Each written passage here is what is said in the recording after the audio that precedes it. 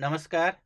Korea सेवा च्यानलमा तपाईहरू सम्पूर्णलाई स्वागत गर्दछु। म रमेश अधिकारी सधैँको जस्तै आज पनि नयाँ भिडियोसहित उपस्थित भइसकेको छु। आजको भिडियोमा म तपाईहरूलाई टपिक र केआइपी को बारेमा कुरा गर्नेछु। टपिक राम्रो अथवा केआइपी राम्रो, टपिक पढ्न सजिलो अथवा केआइपी पढ्न सजिलो, टपिक र केआइपी का राम्रा पक्ष के छन्, नराम्रा पक्षहरू के छन्, दुईटैका समानता र भिन्नताका बारेमा आज कुरा गर्नेछु। तपाईँ च्यानलमा नयाँ हुनुहुन्छ भने च्यानलमा सब्स्क्राइब गरेर जोडिन सक्नुहुनेछ। हुन्छ, आउनुहोस् आजको भिडियो सुरु गरौँ। सबैभन्दा सुरुमा तपाईँले बुझ्न के जरुरी छ भन्दाखेरि हरेक कुराको राम्रो पक्ष र नराम्रो पक्षहरू हुन्छ। त्यस्तै टपिकको पनि आफ्नो राम्रो पक्ष छ र नराम्रो पक्ष छ, र केआइपी को पनि आफ्नो राम्रो पक्ष छ, नराम्रो पक्ष छ। As a compare to topic, as a compare to KIP, दुईटालाई एक अर्कामा तुलना गरियो भने दुईटैमा केही राम्रा र नराम्रा पक्षहरू छन्, र आज हामी ती विषयमा कुरा गर्नेछौँ।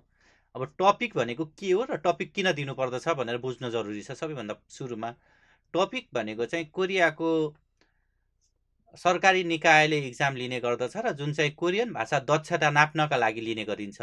जसरी हामी अरू देशहरूमा जानको लागि युरोपतिर जानु पर्यो भने आइएल्स दिएर जानुपर्छ, इङ्ग्लिस भाषाको दक्षता नापिन्छ आइएल्सबाट। त्यसरी नै कोरियन भाषाको माप गर्ने भनेको चाहिँ टपिक हो।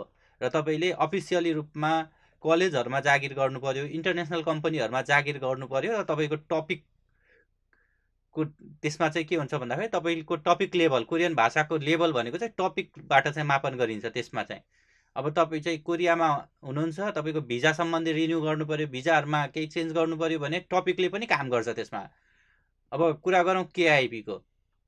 केआइपी भनेको चाहिँ कोरियाको इमिग्रेसनले, अध्यागमन विभागले कोरियामा बसोबास गर्ने विदेशीहरूका लागि चाहिँ भाषामा इम्प्रुभ होस्, कोरियाको बसाइमा रहनसहनमा सजिलो होस्, यहाँका कल्चरहरू, यहाँका विभिन्न कुराहरू सिकेर चाहिँ यहीँको समाजमा घुलमिल हुनलाई चाहिँ सजिलो होस् भनेर बनाइएको एउटा कार्यक्रम हो, जसलाई चाहिँ साफे थोङ्गा प्रोग्राम भनेर भनिन्छ। अब यसले चाहिँ तपाईँले केआइपीमा इक्जाम दिएर केआइपी को पनि लेभल हुन्छ। जसरी टपिकमा 1 देखि 6 लेभल हुन्छ, केआइपीमा पनि 1 देखि 5 सम्म चाहिँ हुन्छ। र 6 लेभल भनेको यसको चाहिँ 6 लेभल भनेको चाहिँ खुइया भनेर, जसरी यहाँको नागरिकता लिनको लागि चाहिँ त्यो गर्ने गरिन्छ। अब दुईटैको आफ्नो आफ्नै लेभल छ, तर मेन के ध्यान दिनु पर्यो भन्दाखेरि केआइपी गरेर चाहिँ कलेजतिर काम गर्दैन, तर टपिक गर्यो भने चाहिँ तपाईँलाई भिजामा पनि काम गर्छ, कलेजमा पनि काम गर्छ, कामहरूमा राम्रो कम्पनीहरूमा पनि काम गर्यो। तर केआइपीले चाहिँ सबै ठाउँमा काम गर्दैन। तर फेरि केआइपी को राम्रो पक्ष चाहिँ भिजाको लागि चाहिँ एकदमै राम्रो छ। भिजाहरू तपाईँले चेन्ज गर्नु पर्यो भने इमिग्रेसनबाट चाहिँ एकदमै बढी मान्यता दिन्छ केआइपीलाई, र कतिपय केसमा चाहिँ केआइपी नगरिकन त्यो भिजा चेन्ज नै नहुने कन्डिसन पनि छ। केआइपी चाहिँ गर्नै पर्ने, टपिक गरेर चाहिँ मान्यता हुँदैन, यस्ता कुराहरू पनि छन्। त्यो भएर दुईटामा फरक चाहिँ तपाईँले के बुझ्नु पर्यो भन्दाखेरि तपाईँ कलेजहरूमा पढ्ने हो, तपाईँ अहिले इन्टरनेसनल मल्टिनेसनल कम्पनीहरू, कोरियन कम्पनीहरूमा जबको लागि हो, र त्यस्तो ठाउँमा चाहिँ तपाईँको कोरियन भाषाको दक्षता पनि चेक हुन्छ, जाँच हुन्छ भने त्यो केसमा चाहिँ तपाईँले टपिक पढ्नु पर्यो। होइन तपाईँ दक्षिण कोरियामा हुनुहुन्छ अथवा दक्षिण कोरिया आउने सोचमा हुनुहुन्छ, अब तपाईँ चाहिँ अब भिजाहरू चेन्ज गर्ने सजिलो बाटो खोज्दै हुनुहुन्छ भने तपाईँले केआइपी पनि गर्न सक्नुहुन्छ। तर यसमा ध्यान दिनुपर्ने कुरा, अर्को महत्त्वपूर्ण कुरा के छ भन्दाखेरि टपिक भनेको चाहिँ इन्टरनेसनल लेभलबाट पढ्न मिल्छ। तपाईँ नेपालमा बसेर पनि टपिक पढेर इक्जाम दिन मिल्छ। तर केआइपी भनेको चाहिँ कोरियाभित्र मात्रै बसेकाले पढ्ने हो। कोरियाभित्र हुने विदेशीहरूले पढेर कोरियामै इक्जाम दिने हो। यसको चाहिँ बाहिरबाट इक्जाम दिन्छु भन्न मिल्दैन। तर टपिकको चाहिँ धेरै देशहरूबाट चाहिँ यो चाहिँ इक्जाम हुने गर्दछ, जसरी नेपालबाट पनि हुन्छ है। त्यो भएर टपिक भनेको अलिकति वर्ल्ड वाइड हो, र केआइपी भनेको चाहिँ कोरियाभित्रको कोरियन गभर्मेन्ट, यो इमिग्रेसनले सञ्चालन गरेको एउटा कार्यक्रम हो भनेर बुझ्नुहोस्। त्यसरी हेर्दाखेरि चाहिँ टपिक अझै ठुलो देखियो, तर भिजा सम्बन्धी काम हेर्दाखेरि चाहिँ केआइपी फेरि ठुलो मानिन्छ है। त्यही भएर केलाई ठुलो केलाई सानो भन्ने कुरा मैले अघि तपाईँलाई भने, प्रत्येक कुराको के कुरामा हामी कम्पेयर गर्छौँ त्यो अनुसारले ठुलो र सानो भन्ने हुन्छ। टपिकको आफ्नै महत्त्व छ, केआइपी को आफ्नै महत्त्व छ। अब केआइपी को बारेमा कुरा गर्नुपर्दा चाहिँ केआइपी को अलिकति नराम्रो पक्ष भनौँ, यसमा चाहिँ क्लास चाहिँ पुर्याउनै पर्ने हुन्छ।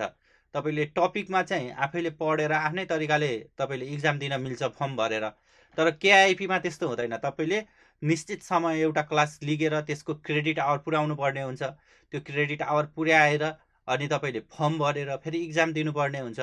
यो भनेको चाहिँ अलिकति झन्झटिलो छ, सबैलाई नमिल्न पनि सक्छ। नाइट ड्युटी गर्नेहरूले गएर क्लास जोइन गर्न नमिल्न पनि सक्छ। भनौँ न एउटा टाइम त्यो क्लास जोइन गर्नै पर्ने भएको भएर टाइम मिलेन भने त त्यो क्लास गर्न मिलेन। त्यो भएर सबैका लागि चाहिँ केआइआइपी सम्भव नहुन पनि सक्छ। तर टपिक भनेको चाहिँ जो मेहनती छ, जसले सेल्फ स्टडी गर्न आफूले सोच बनाउनु भएको छ, उहाँहरूका लागि चाहिँ टपिक सम्भव छ। उहाँहरूले आफैले सेल्फ स्टडी गरेर अनलाइनबाट फर्म भरेर इक्जाम दिन मिल्छ भनेपछि केआइआइपी नराम्रो पनि देखियो, टपिक राम्रो पनि देखियो। फेरि टपिक भन्दा केआइआइपी चाहिँ एज अ कम्पेयर, दुइटामा कम्पेयर गर्दाखेरि केआइआइपी सजिलो छ। केआइआइपीमा चाहिँ जसरी हामीले 8-9मा बुक पढ्यौँ अनि बुकबाटै क्वेसन आउँछ, त्यस्तै हो केआइआइपी भनेको चाहिँ। त्यसको चाहिँ एउटा लेभल अनुसारको बुक हुन्छ, त्यो बुक पढ्ने हो, त्यो बुकभित्रकोबाट क्वेसन आउँछ। तर टपिक भनेको चाहिँ तपाईँको एउटा समुद्र जस्तो, कोरियन भाषाको समुद्र जस्तो, कहाँबाट क्वेसन आउँछ थाहा हुँदैन। हामीले टपिकमा चाहिँ अभ्यास गर्नका लागि धेरै रिसोर्सेसहरू चाहिँ एभाइलेबल छ। रिसोर्सहरू भएको भएर हामीलाई अभ्यास गर्न, प्र्याक्टिस गर्न चाहिँ सजिलो छ। तर कहाँबाट क्वेसन आउँछ चाहिँ थाहा हुँदैन। त्यो मोडल चाहिँ थाहा हुन्छ, यस्तो खाले क्वेसन आउँछ भन्ने चाहिँ हुन्छ, तर कहाँबाट कुन क्वेसन आउँछ भन्ने थाहा हुँदैन। तर केआइआइपीमा कुरा गर्ने हो भने चाहिँ साजन फ्याङ्का भनेको चाहिँ अलिकति टपिक जस्तै जस्तै हुन जान्छ। नभएदेखि अन्य कोर्सहरू जुन केआइआइपीको लेभल कोर्सहरू छ, त्यो भनेको चाहिँ बुक पढ्ने हो र त्यो बुकभित्रबाटै दिने हो भनेर बुझ्नु पर्यो। त्यो फरक के भयो त, त्यो भएर अलिकति टपिक भन्दा चाहिँ बढी सजिलो जस्तो केआइआइपी हुन जान्छ। जसले चाहिँ टपिकमा 3 लेभल पनि पास गर्न गाह्रो हुन्छ, उहाँहरूले केआइआइपीमा चाहिँ 5 लेभल सजिलै पास गर्नुहुन्छ। भन्नुको अर्थ के छ त, केआइआइपीमा चाहिँ यदि क्लास लिन सम्भव भयो क्लास जोइन गर्न भने चाहिँ उहाँहरूले चाहिँ सजिलैसँग आफ्नो लेभलहरू चाहिँ बढाउँदै लान सक्नुहुन्छ, सजिलो छ भन्ने भयो। त्यो भयो। अब अरू फरक के छ भन्दाखेरि, अब टपिकको चाहिँ पढ्नका लागि अनलाइनमा एकदमै धेरै रिसोर्सेसहरू छ। तपाईँले पास्ट क्वेसनहरू, प्रिभियस क्वेसनहरू पनि एकदमै धेरै पाउनुहुन्छ। मोक टेस्टहरू पनि धेरै छ, एभाइलेबल छ। तर केआइआइपीको भने त्यति साह्रो एभाइलेबल छैन, एकदमै थोरै छ रिसोर्सेस। तपाईँले बुकबाट पढ्ने हो, बुक के आयो भने बुकमा पढ्ने हो, नभए चाहिँ अनलाइनतिर आजभोलि चाहिँ अलिअलि बल्ल देखिन थालेको छ। अहिले पछिल्लो समय चाहिँ केआइआइपी पनि अलिकति बढी मार्केटमा, अब मार्केट लिँदै गरेको भएर अनलाइनतिर पनि रिसोर्सेसहरू देखिन थालेको छ। नभए पहिला हेर्ने हो भने केआइआइपी चाहिँ एकदमै कम र टपिकको भने एकदमै धेरै पाइन्छ अनलाइनमा। तपाईँले पढ्नका लागि मेटेरियलहरू पनि त्यो छ। अब तपाईँले के पढ्ने छ, टपिक पढ्ने अथवा केआइआइपी पढ्ने, कुन चाहिँ राम्रो त तपाईँका लागि? अब तपाईँ दक्षिण कोरियामा तपाईँको उद्देश्य के हो बस्नको लागि? तपाईँको बसोबासको उद्देश्य हेर्नु पर्यो सबैभन्दा पहिला। अब भोलिका दिनमा तपाईँले कलेजहरूमा एडमिसन लिने सोच गराउनु भएको छ भने तपाईँले टपिकको तयारी गर्नु पर्यो। अब तपाईँले केआइआइपी भनेको चाहिँ भिजाको लागि मात्रै सोच्नुहोस्, अनि कोरियाको बसाइमा सजिलो हुने इन्फर्मेसन जानकारीहरूको लागि मात्रै सोच्नुहोस्। यो दुईवटा कुरा। एउटा राम्रो फाइदा चाहिँ केआइआइपीमा मैले देखेको, केआइआइपी पढियो भने कोरियाको धेरै कुराहरू चाहिँ ज्ञान हुन्छ। जुन कोरियामा बस्नका लागि आवश्यक ज्ञानहरू चाहिँ केआइआइपीबाट हुन्छ। तर टपिकबाट चाहिँ अन्य कुराहरू, कोरियन भाषा एकदम भास्टमा, एडभान्समा हुन्छ होइन। तर केआइआइपीमा चाहिँ कोरियामा बस्नका लागि चाहिँ एकदमै उपयोगीमूलक जानकारीहरू चाहिँ केआइआइपीबाट उपलब्ध हुन्छ। त्यो भएर अब तपाईँले के चाहिँ ध्यान दिनु पर्यो भन्दाखेरि, तपाईँको उद्देश्य के हो कोरिया बसाइको, त्यसलाई ध्यान दिनुहोस्। अब भिजाको लागि मात्रै हो भने तपाईँले केआइआइपी गर्नुहोस्। भिजाको लागि मात्र होइन, भोलिका दिनमा तपाईँलाई अब कोरियन भाषालाई चाहिँ अलिकति तपाईँले पढेर इन्टरनेसनल तरिकाले भनौँ न त्यसलाई युज गर्ने सोचमा हुनुहुन्छ भने तपाईँले टपिक पनि सँगसँगै पढ्नुहोस्। टपिकको स्कोप पनि एकदमै त्यत्तिकै धेरै छ। जहाँ चाहिँ केआइआइपीले काम गर्छ त्यहाँ चाहिँ लगभग टपिकले काम गर्छ नै भनेर बुझ्नुहोस्। अब टपिक भनेको चाहिँ इन्टरनेसनल तरिका लेभलमा भयो भने केआइआइपी भनेको चाहिँ कोरियाभित्रको लागि मात्रै हो भनेर पनि बुझ्नु। यही नै हो दुईटाको फरक। अब हामी अर्को भिडियोमा चाहिँ टपिकको बारेमा छुट्टै आइडी कसरी बनाउने भनेर म तपाईँलाई सिकाउने छु, र केआइआइपीमा आइडी कसरी बनाउने भनेर सिकाउने छु। आगामी दिनहरूमा म तपाईँलाई टपिक पढ्नलाई कसरी तयारी गर्ने, टपिकको पढ्ने मेटेरियलहरू कहाँबाट उपलब्ध हुन्छ, के हो त टपिकभित्र पनि लेभलहरू छ, त्यो लेभलहरूको बारेमा विस्तृत रूपमा जानकारी दिन्छु। त्यसै गरी केआइआइपीको पनि आफ्नो आफ्नै लेभलहरू छ।